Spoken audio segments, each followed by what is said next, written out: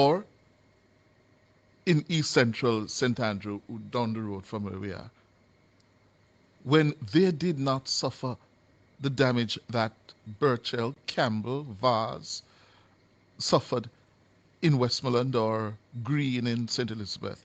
It doesn't make sense. And Mr. Golding needs to be more responsible. Yeah?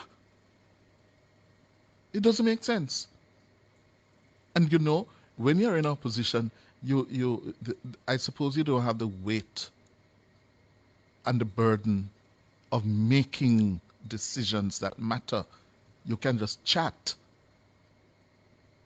So we heard from Mr. Golding yesterday, yes, that the government must also simplify the process of procurement to allow MPs to do the work necessary to help their constituents.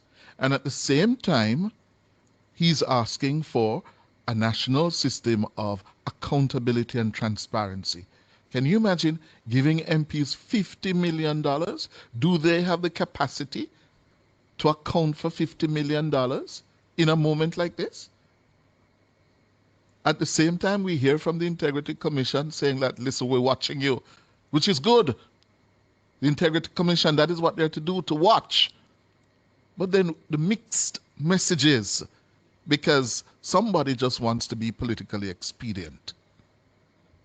Politically expedient.